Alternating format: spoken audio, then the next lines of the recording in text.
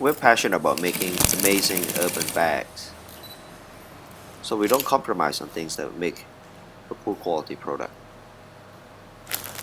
What we refuse to compromise on is how we deliver our bags to our users.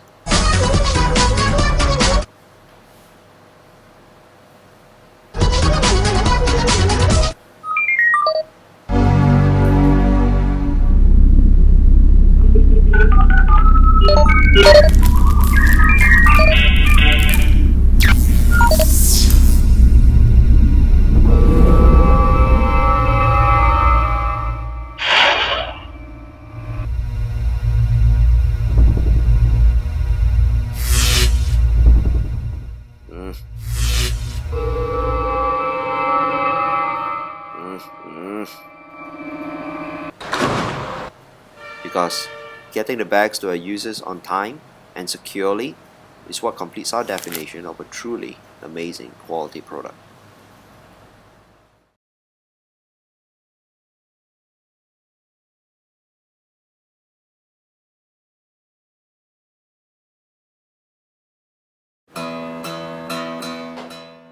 On today's show, we met up with Arnold and Arthur Low. They shared their story of how they started their t-shirt company and a little insight to the Malaysian pop culture. Pestle and Mortar is up next. I'm Patrick Lim and I'm a first-time entrepreneur. I founded a company manufacturing and designing urban city bags here in Malaysia. And because I was new to business, I had tons of questions and challenges that needed answers. I started talking with veteran entrepreneurs and they would tell me these great origin stories of theirs. On this show, we talk to entrepreneurs about how they brought their crazy ideas to life. We get to hear their stories of adventure and challenges, and how they started from zero to hero.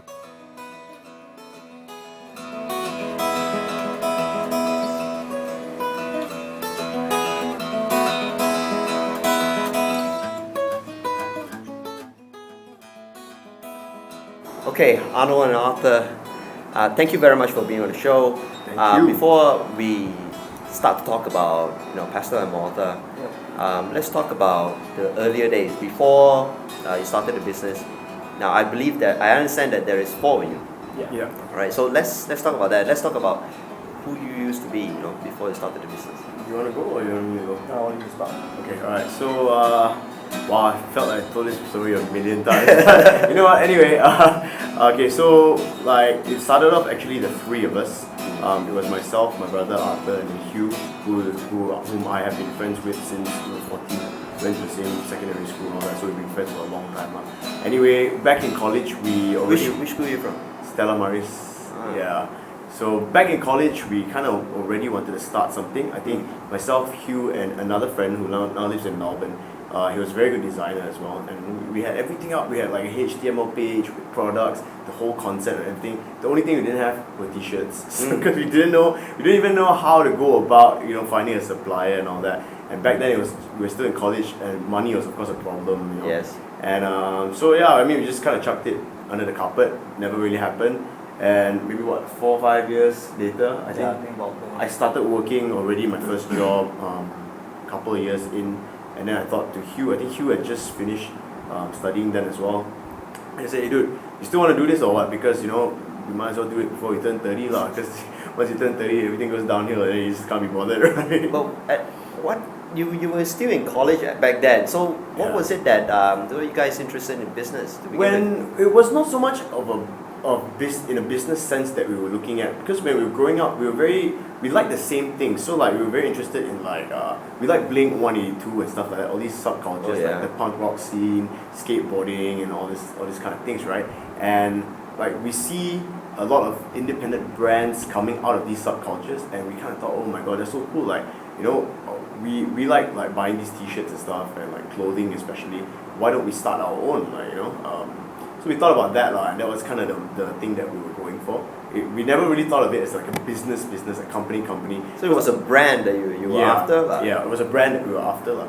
So, which is why, still 5 years later when we started this thing, we were still trying to create a brand instead of looking at it. Well, I mean, it was more of a business. We did look at it in a business sense. But there's always the question of people like, oh, people just ask you like, oh, why don't you do a supply instead? You know, like you can make so much money, but It's that's not about the money. yeah, It wasn't about the money first. we started out because we like doing these things, and like, you know, we just like creating, like, you know, instead of like supply, anybody can do it, you know, like what's the point? There's no satisfaction in it. Yeah, so that's what we kind of wanted to try out lah. And then so we sat down, and then I told Hugh that and then he was like, okay, yeah, I'm keen, let's do it lah, you know.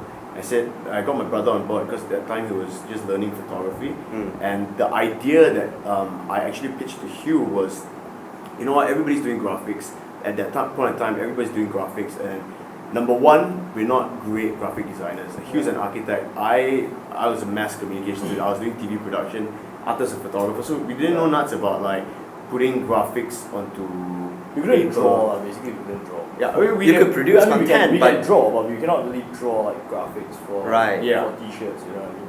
So I came up with I sort of thought of this thing where, I mean, it's been done before, of course, but you don't see it a lot. We use photo prints and use that as our graphics. Yeah. And so then came about the idea where we use Malaysian nostalgia. Yeah, we wanted something to set us apart. I mean, people have done photo teas before. So after talking about it, we were like, you know what, everybody's done it before. What sets us apart from everyone else? So we had to have something around the pictures that made us different. Which was basically why we chose. The first theme of our first line was Kuala Lumpur through our eyes, because we wanted to represent our brand as. I wanted the brand, to represent us, all three of us as Malaysian boys who grew up in Malaysia. You know, we wanted people to see Malaysia as we saw it. You know, really simple things like a roti canai and Indomie, you know, the mamak culture, that kind of thing. do you get like any flag over that concept, that guiding principle? Well, of course, at first, if like when I first started out my business, right, the first thing they say is you should get your brand registered in a different country. Yeah. Right? Yeah. And then with that registration, sell it here as that country's brand. Yeah. Do you get that kind of flag? Well, of course. We thought about it at first, and I actually had this conversation with a lot of people many times. Yeah, man. Yeah. And honestly, to tell you the truth, I mean, back like maybe 10 years ago when we were still in high school and stuff, it was probably like that. Everybody would like, you want to buy stuff like Quicksilver. Yeah, like, exactly. things that are from other countries, you know, because that's what's cool. Yeah. But I think now the trend sort of has changed where everybody's a little bit more in tune with local products. So like, the more local it is, the cooler it is. You know, it has changed. You know, back then people used to market the stuff as, oh, it's an American brand, even though it's produced here or designed here or whatever. You know, that will get people to buy. But these days, the more you produce here, the more you tell people that look, everything's made locally, people want to buy it even more. And we were very lucky as well. When we started out, there was kind of a boom in the local industry, as opposed to maybe 5-10 years ago. It was kind of a boom because like Malaysian bands were coming out. There was Urbanscapes, all these platforms and mediums for locals to kind of create and, you know, kind of showcase their stuff lah. And we got onto that wave. Well, we didn't really plan it. We just kind of got into that wave. It just so happened to get onto that wave. And I think that was the second wave, because I've spoken to a number of people in the industry as well who have been doing independent clothing before and all that for like bands before. And apparently there was a first wave, and then after it died out for a while. And Pestle and Mortar actually kind of hopped onto the second wave. So we are part of like the second wave. There are some other brands that, you know, I cannot think about now at the top of my head lah. But like you said, whenever we first started, right, a lot of people were saying you should do this, you shouldn't do that, you should do this, you shouldn't do that, you should. But at the end of the day, I mean now looking in retrospect, looking at it all, right, I'm kind of glad that we stuck to our guns and we went with our instinct. Because, you know, at the end of the day, our brand, the integrity and core of our brand is, you know, Malaysian lifestyle and stuff like that. And I guess that's what people saw and that's what people could relate to, which is, well, kind of helped us get this far. I mean, we're not a multi-million successful company, I wouldn't say, but we're still around, you know, after 2 years. And I honestly, thankfully we're still around. Thankfully, we're still surviving. You know, which is good for us. And back to the question they asked earlier as well. Of course, when we first started out with we only had 5 designs, and then we added on another 3 pocket tees. that was our first like range. We had 7 designs, just Eight. 8 designs. We only had 8 designs when we went, and we were like, okay, what's the best way to test this out? And we were like, okay, we're already producing it. Urbanscapes is like in July. Why don't we go for Urbanscapes? Wow. Yeah. You were lucky. Yeah. So my brother was like, yeah, Urbanscapes. We were like, I looked at him. I was like, what's Urbanscapes? Yeah, I didn't really know what was cool back then. And so he was like, yeah, Urbanscapes, man. It's where all the cool people hang out. He's so still like, very young then, so like he was still growing up, and I was still in college. At that time. and I had been working in like the TV industry for a while, and that was with all the coverage and all that, we know like what people go for and stuff. Yeah. So I kind of used that to my advantage as well, knowing the market and getting to know the market as well. But yeah, of course, when we first started, I had my doubts of like, would these designs work or not? Well, oh my gosh, it's just tacky. Okay. All right. Sorry. Technical glitch. No worries, So no worries. yeah, let's recap back. I think we were talking about urbanscapes, and then I think we have. I don't know, but earlier in my days when I first started working and stuff like that, we are not really in tune with Malaysian pop culture. Yeah. And I think it is brands like Urbanscapes and all that really brought that to a whole new level. Yeah, for sure. Yeah. Yeah, definitely. Yeah. So go Yeah, ahead. so like as I was saying, we but okay, like it's funny you said that, because now like the general term, a lot of people say like, oh, hipsters, hipsters.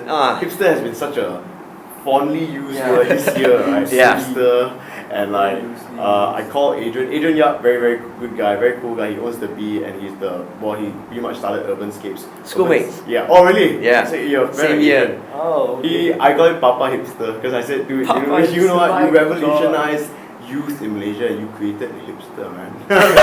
He's like, no lah. And I'm like, yeah, just go to your establishment, the B. Look at all the people. I just joking, Adrian, you're awesome.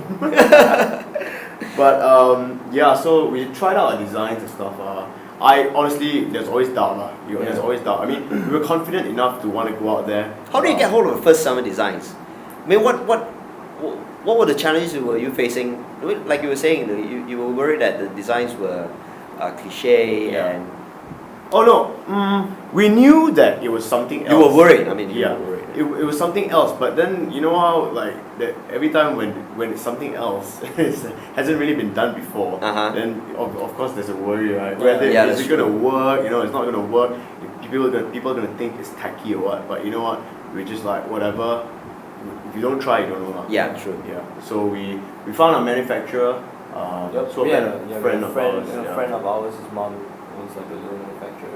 Yeah. So they helped us out with that. They were also into t-shirts. They were producing t-shirts. Or They produced t-shirts. Yeah. So they knew like printers. And Yeah, stuff they knew like that. printers and stuff. So they pretty much helped us get into the production side of it. Right. Yeah. Then from there we just winged it. Yeah. We just pretty much just winged it. From We there. Like, really winged it, man. okay, photo tees. I don't know, this guy can print it. Let's just send it to him and see if he can. Then the guy will call us back and be like, you know that like 15 different shades of like this color. I'll be like, can you do it? He'll be like, yeah, I can, but it take a while. Okay, do it then. Yeah. So there's a lot of things like that. It was a very, very, very, very steep learning curve for us. That when we started out, very, very steep learning curve. We learned the hard We way learned the when hard it way, came to quality control. I mean, what we've Tell us a been, little bit about that. wow, we've been there, man. Having a whole. What was the first batch we major First quality? batch we got debacle. like the most like major quality control problem we've ever had in our life was the first time we ever made it. Just when we realized, okay, maybe somebody should be at the factory to just make sure that everything goes along as planned. A lot of designs came back. Number one, printing, because the printers that we use, they weren't very expensive. That's what we were looking for. Very cost efficient. Yeah. Which meant 10 Bangladeshi guys standing across a table and each one printing one color. So, I'm sorry again, but that's the truth, okay? Put it in a nicer way. So one guy would probably press a little harder, one guy would probably press a little softer. So that would make the Every t-shirt the is vibrance, the vibrance of the color different per every t-shirt. So then after that you have the quality, the problem of t-shirt quality. Some t-shirts they shrink, some t-shirts they change shape. Some t-shirts are not sewn properly. There's one sleeve shorter, the other sleeve longer. So basically, the first time we ever got our products, we were like, okay, that's cool, man. You know, so we told a couple like, okay, let's wear this ourselves. So we did, and then we all came back with our own problems. That's how we figured out, okay, this batch has a problem. So that's how we learned important product testing. And man, I mean, these are the things you cannot really forecast. I mean, even for us, especially for us, like we were just starting out, we didn't know anything, man. Like, so we just went with it, lah. And you know. So I bet that must have been tough, considering the fact that that was your first run, right? Yeah. That was the earlier runs. Yeah. And you already mentioned that money was a problem. Yeah. So how do you guys get hold of the cash to actually foot that first run? We started out. Well, each of us had a little bit of savings. It wasn't a lot to start off with, so a couple of $1,000. About 1,000 ringgit each. Wow. Okay. Yeah. All right. Pretty much how So much we got we like what started. three Yeah. to 4 grand. Between $500 to 1,000. I don't think it was even 1,000 ringgit, lah. Right. But yeah, plus all the miscellaneous costs, blah blah blah, our packaging and all that. So yeah, that was one very important thing. We Yeah, wanted packaging. to package it well. Even if the t-shirts didn't look that good, at least the packaging, Must be some eye candy, like you Yeah. know, something to get the attention. To make it different. Yeah.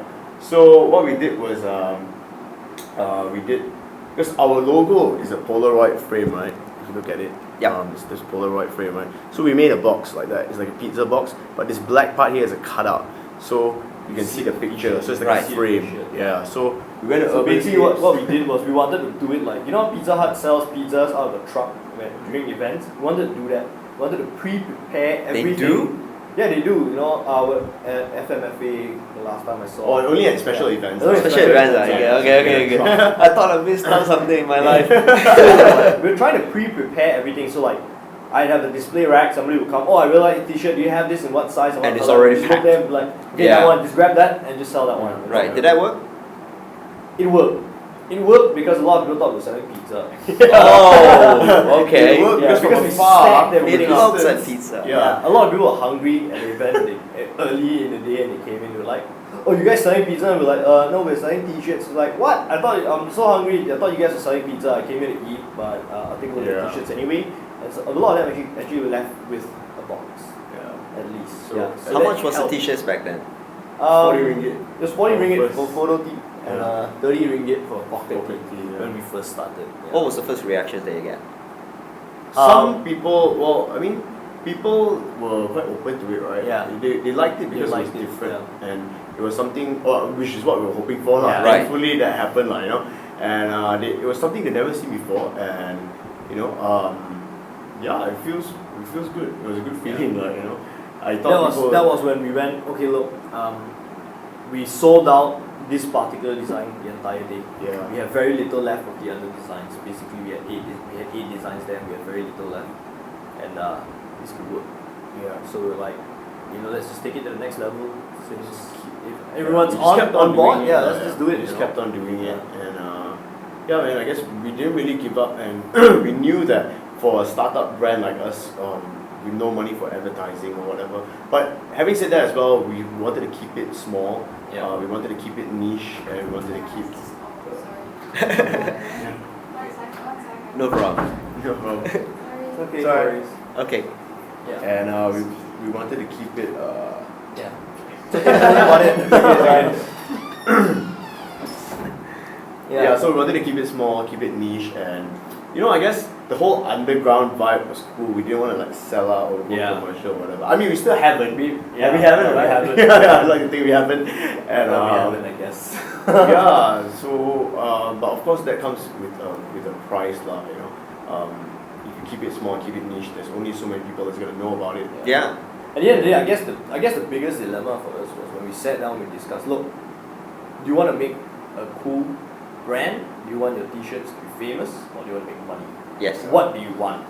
So we sat down, we had to weigh like, look, if we want to make money, this is what we're going to have to do, which is basically selling our souls to do something we don't want to do.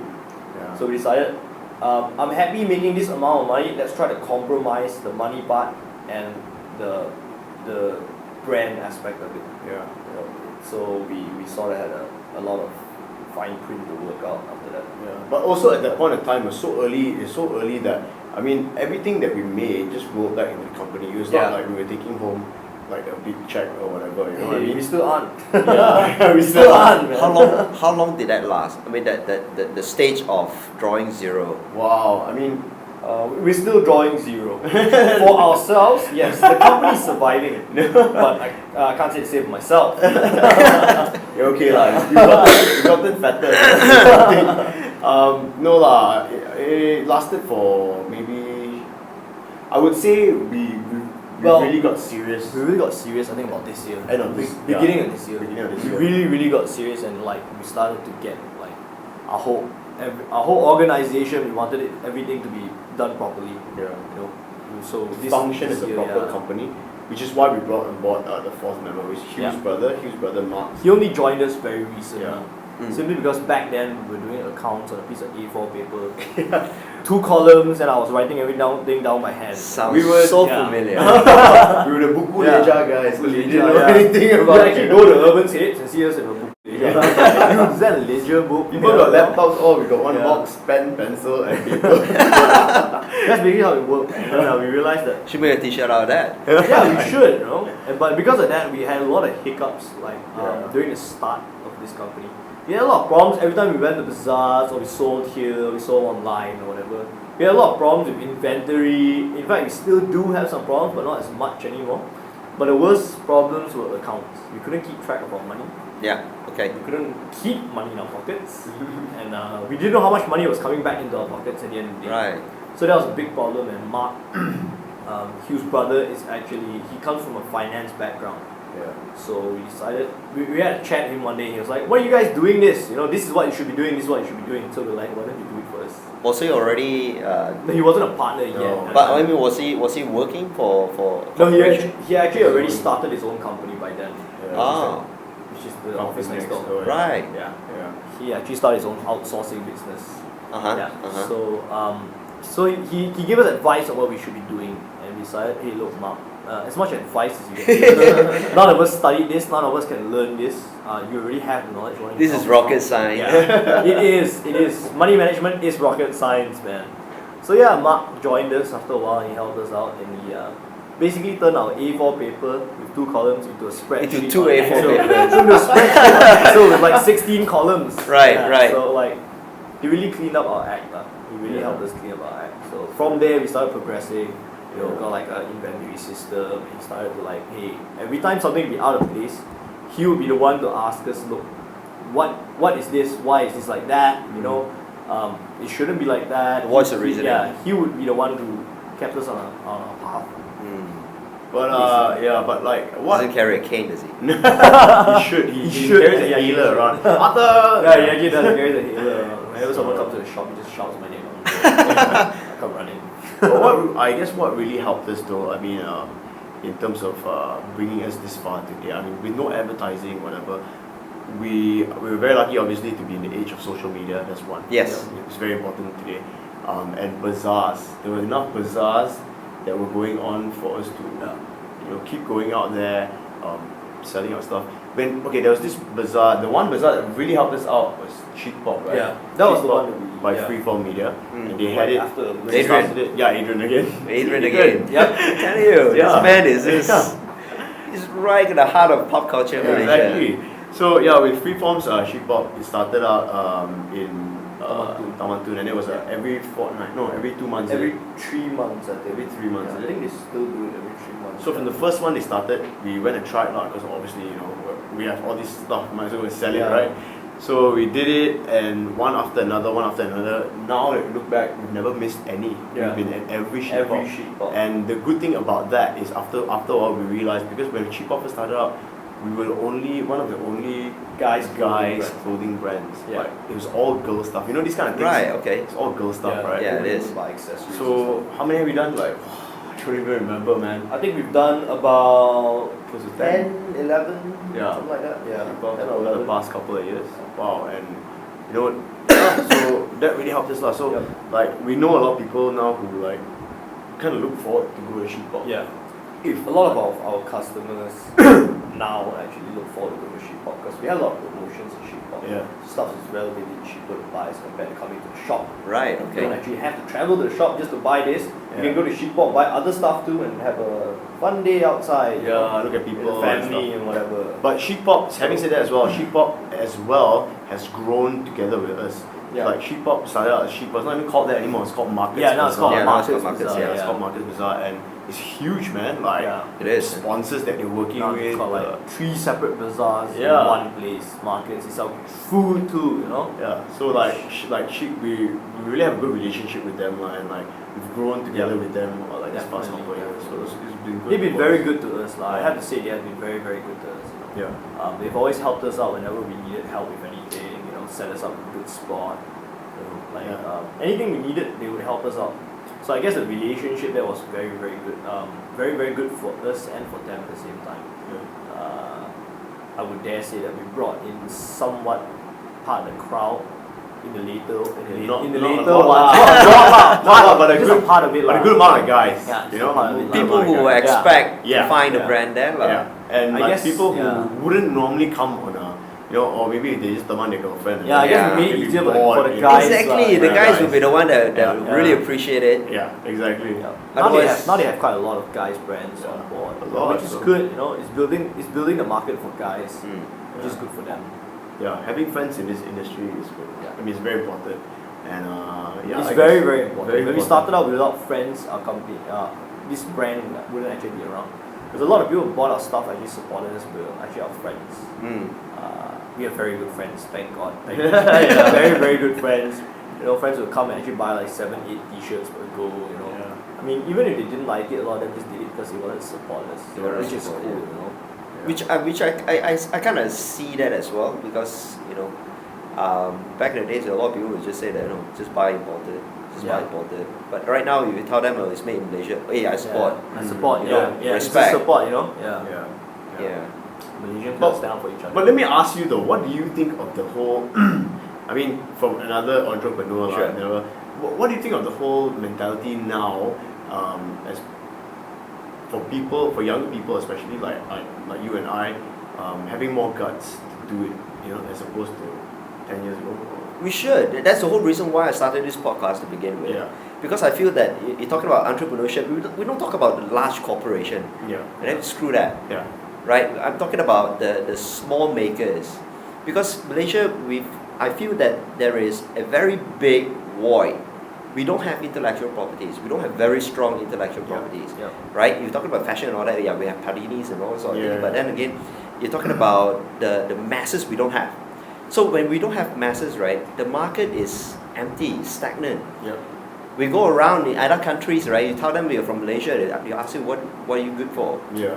You have nothing to say, Yeah. right? So it's so critical that the younger audience will take this opportunity, and this is one great opportunity. Yeah. The market is empty.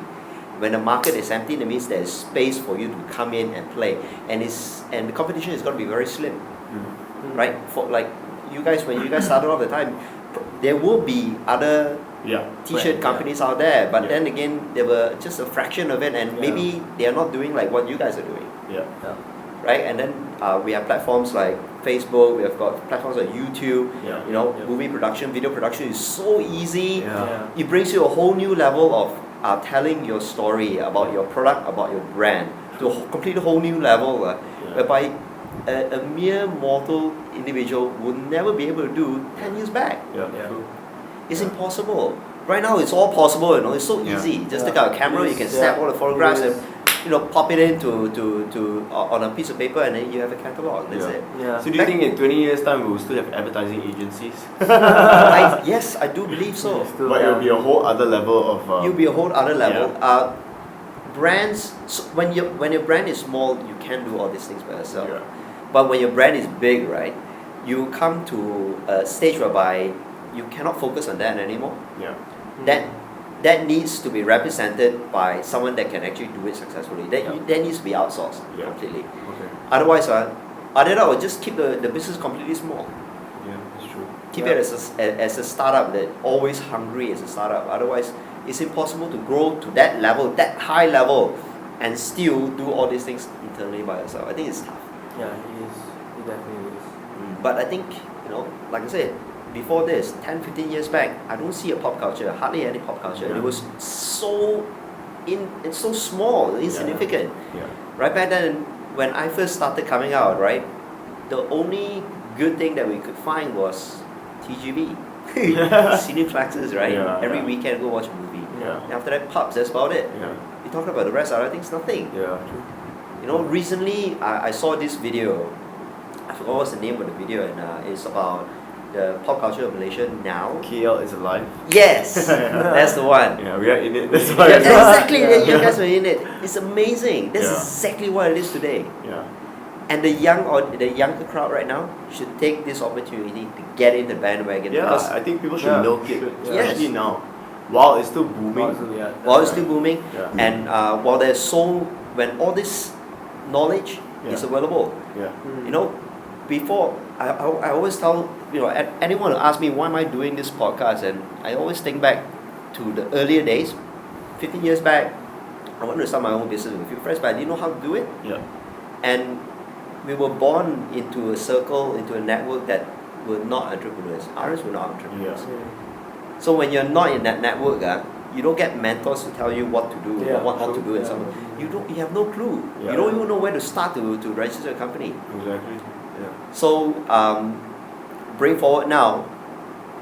Reason why I came out with this podcast is so that I can bring this glimmer of knowledge to someone that's from outskirts or someone from one corner of the world, right, Yeah. who has no clue how to do this, to finally have some sense of what can be done, Yeah. how they can bring that knowledge, that idea, right, Yeah. to light and completely blow it out of proportion and Yeah. make it something. For sure. Especially today. Today is not even hard anymore. Like it's about getting down to it. I mean, everything can be done on Google, man. Like, you Yes. just need to Google something, Yeah. and it's just like at your fingertips. You know what I mean? I guess like 10 years ago, of course, it'd be so much harder, lah. Whole lot harder. But we- like, there's we no didn't have excuse much. these days. Yeah. Like, really. Yeah. So coming back, how do you learn more about the quality of t-shirts? I mean, I know that there is, to produce a t-shirt, it's not just slapping an image onto a t-shirt and that's it. No, we're talking about the print, the type of print, There's the method of printing. Talk about printing, okay? One by one, okay? In printing, there is method of printing, and then you have the technique under that method of printing, and then you have the kind of ink you use, and then you have the different styles of using that ink. So there are many different things under one process. Even down to the t-shirt, the design of the Yeah. t-shirts. I bet these are some of the t-shirts that is extremely hard to find in the local scene, Are right? you talking about designs or? The patterns of the t-shirt. Oh, basically, when we started out, we knew that we didn't want to use pre-made Yes. t-shirts. Right. Because we were very particular that way. I mean, it's good to know what you want, lah. Because nowadays, consumers really know what they want. Yeah. I mean, Yes. even like I got 9 out of 10 friends would say, oh yeah, I go to this brand and buy these t-shirts. Why? Because it fits well. Yeah. So for us, we made sure the t-shirts fit well first. Then after that, we worry about the others later. So Do you get them customized yeah. locally? Yeah, basically You did, what we do is our manufacturer buys cloth. bales They of come in cloth. bales, okay. Yeah. A bale can be about 70 t-shirts. So he buys the cloth, he cuts them to the size that we want, and he sews them according to the size that we have custom Yeah. to tell him to do. A sample that we Sample, provided yeah. or whatever. Yeah. So basically that's how we started out. Some of them were too short, some of them were a little bit longer. Yeah. The sleeves were too short. We had a lot of changes here and there, but Yeah. after I think about 3 or 4 changes later, our sizes have become quite standard. Yeah. I don't say very standard, I say quite standard simply because that with cotton you can never control it. Yes. Yeah. And human error is inevitable. So Yeah. obviously sometimes a little bit longer here, a little bit shorter. Yeah, so you say designs. standard very loosely. Yeah, standard. I use it very loosely. Okay. Yeah. Yeah. So basically that's how we did it. It's just a lot of trial and error. We just did it, messed it up, did it again, messed it up, did it again, messed it up. No worries. And just did it until we got it right. That's basically how we did it. And yeah, hey Bam. Hello. Hey Bam doesn't bite. Come in. Yeah, so So yeah, this is our next one. yeah, man, just pretty much had to make sure it fit well and all that. That was first and Yeah. foremost, lah. And what else? What else? Then we learned about printing. Oh my god, that was a Printing nightmare. was a nightmare. Yeah. Because when we started out, it was like I said earlier, we were using a printer, right? Wait, yeah, start after. Yeah. Yeah, It's you okay. just go ahead, don't worry. It's about okay. it.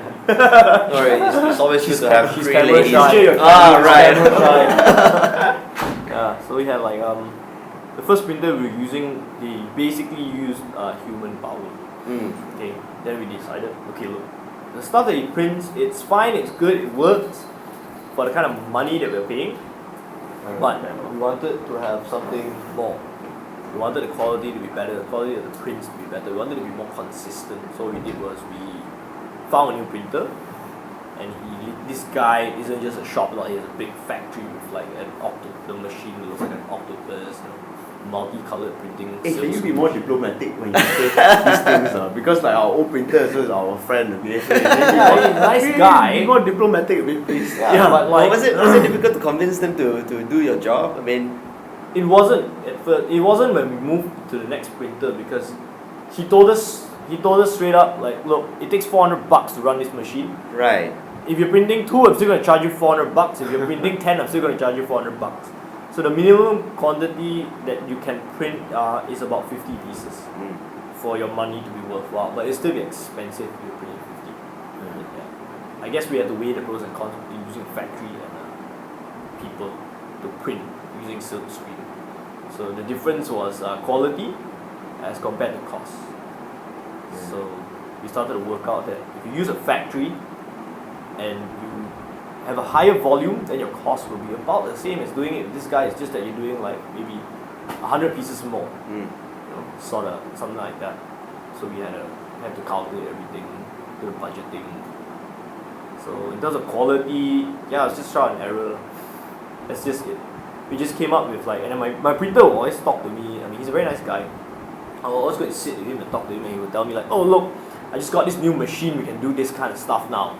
And oh look, I just got this new machine, I can heat transfers, So we would try out certain things that he's like, sometimes you get new stuff, we try out different things. It's always nice to have a supplier that that's in the game. Yeah, he's in the game, I mean, he's not in the scene, but he knows what he's doing, which is it's always excited about, Yeah. It's got like new toys and let's play with it. Let's play with it. Yeah. I like to work with someone who has passion for their job. I don't want to work with someone who's just there just because he's being paid. Yeah. Okay, top 3 things you want to share with the young who feels that they have an idea, they have a dream, they want to bring it to life. What will you tell this person? Well, I would say, if you think you have a good idea, a good concept that can work, don't doubt yourself, just do it. And especially like this day and age, like with social media, with Google, with the internet itself, everything is at your fingertips. There's no excuse to not do it. So just try it out, lah. If it fails, we all fail. That's how we learn, right? So just try again. Yourself up and do something else. So and what else? Number 2. What else? I don't know. I guess perseverance. Perseverance is very so cliche, but I was gonna say that as well. Well, but it's true. It's cliche. Just to make the list. It's cliche because it's true. Perseverance really makes it. And it's the hardest thing. And that's the hardest because a lot of people stop when they fail. Yes. Because, like, I don't want to do this anymore. It's too hard. It's true. Perseverance is very important. There are in any business. Many times that when we had to wake up on Saturday mornings, when we had to sacrifice our weekends, do the bazaars. Wow. Girlfriends yelling at us. Yeah, and then like it's the whole day affair. You have to start early. Sweating in the heat. And late. 3 of us, we got to pack all the stock ourselves. Oh. Unload, load. We spend like an entire Friday night that you could be out drinking in the office, packing clothes, and then you spend the next morning waking up at like 7 in the morning unloading stuff. And then you're setting up the shop, then you gotta stand there, you gotta sell the shop, sell the stuff, I guess what really helped, I think many times I've felt like, I have honestly, I felt like, screw it, I don't want to do this anymore, I just want to go work for someone and be paid, but I guess perseverance really helps because at the end of the day you realize that I'm doing something I like, I'm doing something I want to do. The satisfaction that you get is different. And it's always something that we always, every entrepreneur I suppose goes through. When you look back and you say, I want to give up, when you look back and you say, I've already come so far. Really come so Do far. I really want to give that up now? Just throwing everything away. Exactly. Which is equally as detrimental because you don't know what's you know, you don't have foresight over Yeah. the final result of this Yeah. of this Yeah. campaign. Yeah. You don't know it's going to be a success or it's going to be a failure. True. Yeah. Third thing. Number one, I guess we count down, right? So Yeah. number one, drum roll. I guess it has something to do with number three as well. Don't wait until you're 30. Because when Yeah, you turn 30, say that. that's when all of your commitments come in, blah blah blah. I started in 30. I started when I was what, 5 years back. Wow. Okay. I'm 37 that's now. Good, that's good. 32. I started Yeah. when I'm 32. But yeah lah, I mean, you know, if you're No, never no, too I late, didn't. I didn't exactly start. start when I'm 32. I started when I'm 35. It's Well, never it's too like late. It's never too late to It's never too late to start. But I guess make sure you. you do something that's relevant to the time that you're in, not the time. But I must say one thing, is age is not a factor, but Definitely more of where you are in your time.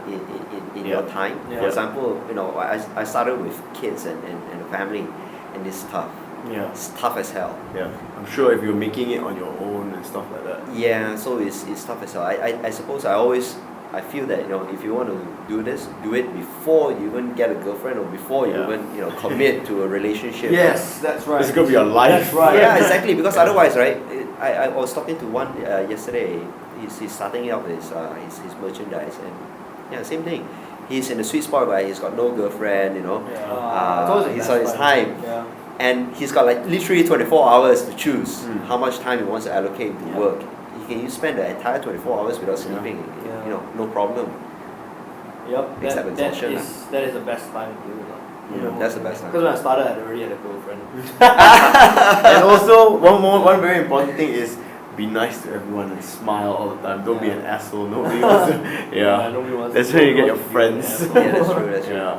Yeah lah. That's- And you meet the same group of people on the way down. Yeah. Exactly. Yeah. Yeah. For sure. KL is very small, you know, you don't want to piss one guy off. No, no. Your Yeah. friend that you know, he knows him and they're good friends, and then you just make more enemies as you go Yeah. along. Just be nice. Yeah, but just in general, I mean, people come back when Yes, they, yeah. you know, when they find you, when you're easygoing. Yeah. When it was a pleasant, if it's a pleasant experience, we'll come back. They will Yeah. always come. Yeah. Definitely. Yeah. Last question.